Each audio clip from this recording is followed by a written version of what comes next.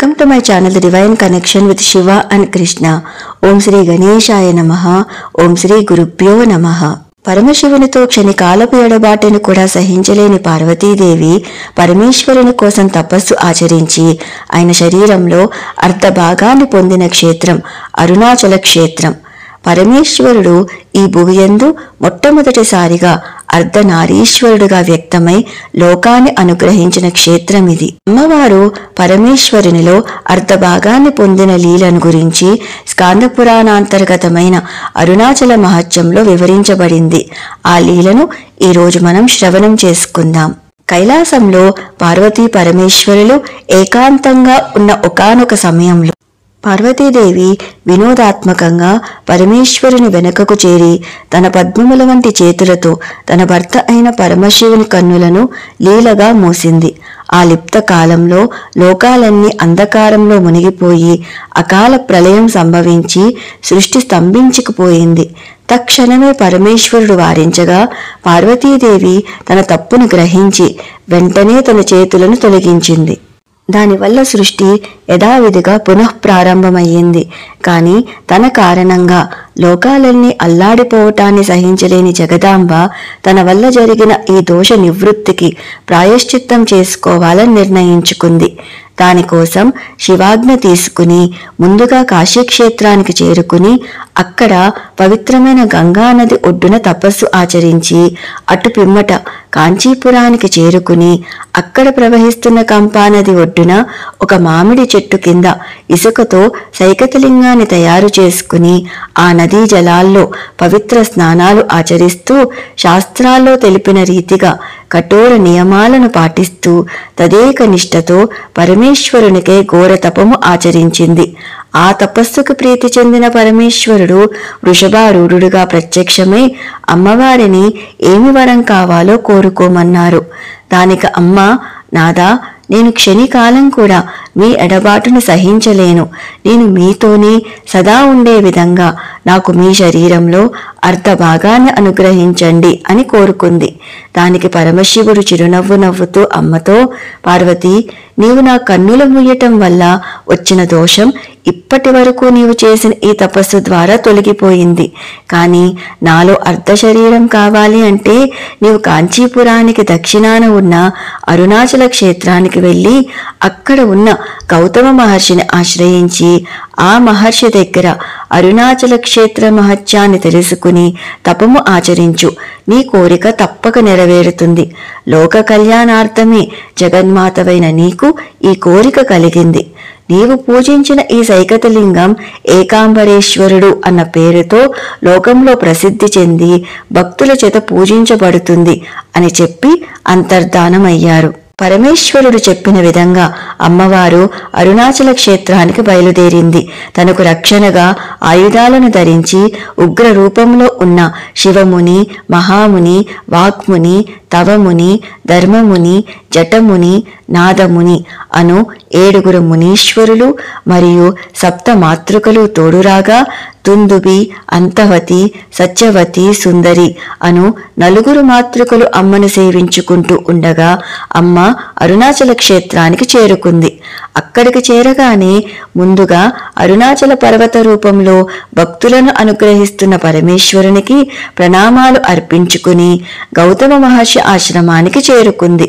అమ్మ ఆశ్రమంలో పాదం మోపగానే అక్కడ ప్రకృతి అంతా ఫలపుష్పాదులతో పచ్చగా కలకలలాడిపోతుంది. పచ్చని మరకతమనుల కాంతులతో వెలిగిపోతూ స్వయంగా జగదాంబ మాతంగి రాజరాజేశ్వరిగా దర్శనమివ్వగానే ఆ దివ్య దర్శనానికి పులకించిపోయిన గౌతమ మహాముని ఆర్ద్రమైన కన్నులతో ఎంతో భక్తిభావంతో అమ్మవారిని పచ్చై అమ్మ అని సంబోధిస్తూ కీర్తించారు. అమ్మ రాకతో ప్రకృతి అంతా పచ్చగా మారింది కనుక మహర్షి అమ్మను పచ్చై అమ్మ అని పిలిచారు. అటు పిమ్మట అమ్మను అర్ఘ్యపాద్యాదులతో సత్కరించి కాళ్ళు కడిగి ఆ జలాన్ని శిరస్సుపై జల్లుకుని ఉచిత ఆసనాన్ని ఇచ్చి అమ్మవారితో, అమ్మా జగదాంబ, మీ రాకతో మేము పవిత్రులమయ్యాము తల్లి. మీ పాదధూళి చేత ఈ ఆశ్రమం పవిత్రమైనది. ఎన్నో జన్మల తపఫలంగా ఈ రోజు మాకు మీ దర్శన భాగ్యం కలిగిందమ్మా అని పరిపరి విధాలుగా అమ్మని ప్రార్థించి అమ్మవారి రాకకు గల కారణాన్ని అడిగారు. అందులోకి అమ్మ జరిగిందంతా మహర్షికి తెలియజేసి ఇంకా ఇలా చెప్పనారంభించింది. మహర్షి, శివాజ్ఞతో నేను మహామహిమాన్వితమైన ఈ అరుణాచల క్షేత్రంలో పరమశివునికై తపము ఆచరించటానికే వచ్చాను. అంతేకాకుండా మీ ద్వారా అరుణాచల మహత్యాన్ని తెలుసుకోగోరుతున్నాను అని ప్రార్థించింది. అది విన్న గౌతమ మహర్షి అమ్మవారితో, అమ్మా, స్వయంగా శివమాయవైన నీకు తెలియనిదంటూ ఏమి ఉంటుంది తల్లి? కేవలం ఈ భక్తుని అనుగ్రహించటానికే మీరు నన్ను ఈ విధంగా ప్రశ్నిస్తున్నారు. ఇది నా మహద్భాగ్యంగా భావిస్తున్నాను అని తనకు లభించిన శివానుగ్రహానికి పులకించిపోతూ క్షణికాలం అరుణాచలేశ్వరుని మనసులో ధ్యానించి అమ్మకు అరుణాచల క్షేత్ర ఆవిర్భావాన్ని, అరుణాచల మహత్యాన్ని సంపూర్ణంగా తెలియజేశారు. గౌతమ మహర్షి ద్వారా అరుణాచల మహత్యాన్ని శ్రవణం చేసిన జగదాంబ సంతుష్టురాలై మహర్షితో, మహర్షి, మీ ద్వారా అరుణాచల మహత్యాన్ని తెలుసుకుని కృతార్థురాలినయ్యాను. ఇప్పుడు నా తదుపరి కర్తవ్యంగా శివాజ్ఞను అనుసరించి నేను ఇక్కడే తపస్సు ఆచరించ సంకల్పించుకున్నాను అని అన్నది. అప్పుడు గౌతమ మహర్షి అమ్మతో, తల్లి, అప్రమేయుడు, సర్వుల కోరికలు తీర్చగలిగే అవ్యాజ కారుణ్యమూర్తి అయిన పరమేశ్వరుణ్ణి భక్తితో సేవించు. శివ సాన్నిధ్యాన్ని నీవు తప్పక పొందుతావు తల్లి. నీ ఈ తపస్సు లోక కళ్యాణార్థమే జరుగుతున్న శివలీలగా తలుస్తున్నాను. నీ ద్వారా సమస్త జగత్తుకి మంగళం చేకూరుతుందమ్మా. ఈ దైవ కార్యంలో మా అందరి సహకారం నీకు తప్పక ఉంటుంది. దాని ద్వారా మేము కూడా కృతార్థులమవుతాము అని చెప్పి అమ్మవారు తపస్సు చేయటానికి అనువైన ప్రదేశాన్ని చూపించారు. గౌతమ మహర్షి తెలిపిన రీతిగా అరుణాచల పర్వతానికి తూర్పు దిక్కున ఒక పర్ణశాల నిర్మించుకుని నారచీరలు, రుద్రాక్షమాలలు ధరించి విభూతి అలదుకుని శాస్త్రాల్లో చెప్పిన విధంగా కఠోర నియమాలను పాటిస్తూ తపస్సు ఆరంభించింది అమ్మ. అమ్మవారి తపస్సుకి భంగం కలగకుండా తన తపో రక్షణకు సప్త మునీశ్వరులు ఉగ్ర రూపాలు దాల్చి రక్షణగా ఉంటే అష్ట దిక్కుల్లో అష్ట భైరవులు రక్షణ భారం వహించారు. అమ్మవారు శివ పంచాక్షరి మంత్రాన్ని జపిస్తూ తదేక దీక్షతో మనస్సుని పరమేశ్వరుని అందే లగ్నం చేసి కేవలం సూదిమొన మోపేంత స్థలంలో తన కుడి పాదపు బొటనవేలుపై నిలబడి ఎడమకాలుని మడిచి పంచ అగ్నుల మధ్య ఘోర తపస్సునారంభించింది. అదే సమయంలో బ్రహ్మదేవుని ద్వారా వరాలను పొంది ఆ వరగర్వంతో లోకకంటకుడై ముల్లోకాలని ఆక్రమించి సమస్త లోకాలని పీడిస్తున్న మహిషాసురుడు అన్న అసుర సంహారం కోసం దేవతలంతా మహర్షులతో కలిసి తపస్సు ఆచరిస్తున్న అమ్మవారి చెంతకు వచ్చి శరణు వేడుకున్నారు. అప్పుడు అమ్మ వారికి అభయాన్ని ప్రసాదిస్తూ వారితో, దేవతలారా, భయాన్ని వీడండి. ఇప్పుడు నేను తపస్సులో ఉన్నాను కనుక నేను వారిని నేరుగా సంహరించటం వీలు పడదు అని పలికి తన తపస్సుకి ఏమాత్రం భంగం వాటిల్లకుండా ఒక దీపం నుండి మరొక దీపం వచ్చినట్టుగా తన నుండి తన మరొక స్వరూపమే అయినట్టి దుర్గమ్మ తల్లిని ఆవిర్భవింపచేసి మహిషాసురునిపై యుద్ధానికి పంపింది. దుర్గమ్మ తల్లి మహిషాసురునిపై యుద్ధానికి వెళ్లి మహిష రూపంలో ఉన్న మహిషాసురుని యొక్క శిరస్సుని ఖండించి మహిషాసుర మర్దనం గావించి తిరిగి తపస్సులో ఉన్న ఆదిపరాశక్తి అయిన పార్వతీ అమ్మవారిలో ఐక్యమయ్యింది. అమ్మ మాత్రం పంచాగ్నుల మధ్య తన నిశ్చలమైన తపస్సులోనే లీనమై ఉంది. ఈ విధంగా తన తపస్సు నుండి లేవకుండానే అసుర సంహారం గావించి లోకమాతగా ఈ సమస్త జగత్తుపై తనకున్న వాత్సల్య భావాన్ని ప్రకటించింది అమ్మ. ఇలా ఉండగా ఒకానొక కార్తీక పౌర్ణమి నాడు అరుణగిరి చుట్టూ ఉన్న అన్ని పుణ్యతీర్థాల్లోని స్నానమాచరిస్తూ సంపూర్ణ అరుణాచలగిరి ప్రదక్షిణ పూర్తి చేసింది.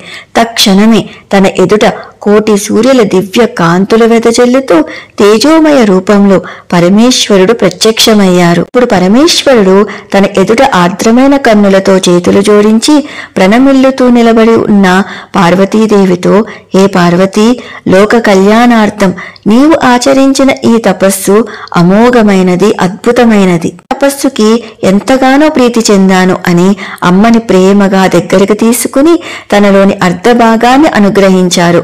అర్ధనారీశ్వరుడుగా లోకానికి దర్శనమిచ్చారు. మహావిష్ణువు, బ్రహ్మాది దేవతలు, నారదాది మహర్షులు కూడా అక్కడికి విచ్చేసి పరమేశ్వరుని యొక్క అర్ధనారీశ్వర స్వరూపాన్ని దర్శించి పరిపరి విధాలుగా కీర్తించారు. కాకుండా పరమేశ్వరుడు పార్వతీ అమ్మతో ఇంకా ఇలా అన్నారు: పార్వతి, నేను ఏ క్షేత్రంలో వెలసినా ఆ క్షేత్రంలో నా స్వరూపానికి తగ్గ రూపాన్ని నీవు స్వీకరిస్తావు. ఈ క్షేత్రంలో నేను అరుణాచలేశ్వరుడినైతే నీవు అపిత కుచాంబ అన్న పేరుతో పూజలందుకుంటావు. లోక కళ్యాణమే ప్రధాన కర్తవ్యంగా భావించిన నీవు ఇంకా నీ స్తన్యపానం చేస్తున్న పసిపిల్లవాడైన స్కందుణ్ణి వసుంధరకు అప్పచెప్పి జగజ్జననిగా నీ కర్తవ్యాన్ని నిర్వర్తిస్తూ తపస్సుకి వచ్చావు. కావున పసిపాలుడైన సుబ్రహ్మణ్యుడి చేత పానం కాబడిన సన్యం కలదానివిగా నీవు ఇక్కడ అపిత కుచాంబ అన్న పేరుతో పూజించబడతావు. అంతేకాదు, కార్తీక పౌర్ణమి రోజున నీవు నీ తపస్సుని పూర్తి చేసుకుని నాలో అర్ధ భాగాన్ని పొందావు కనుక ఈ రోజు ఎవరైతే ఇక్కడ భక్తితో దీపోత్సవం చేస్తారో వారు శివ సాయుధ్యాన్ని తప్పక పొందుతారు అని అమ్మవారి నెపంతో భక్తులు అందరినీ అనుగ్రహించారు. ఇదే స్కాంద పురాణాంతర్గతమైన అరుణాచల మహత్యంలోని అపిత కుచాంబ అమ్మవారి యొక్క ఆవిర్భావ గాథ. జగన్మాత జగత్పితురులైన అరుణాచలేశ్వరుడు అపిత కుచాంబ అమ్మవారి యొక్క దివ్య పాదపద్మాలకు నన్ను నేనే సంపూర్ణంగా సమర్పించుకుంటూ సర్వం ఈశ్వరార్పణమస్తు. స్వస్తి. Thanks for watching. Please do like, share and subscribe.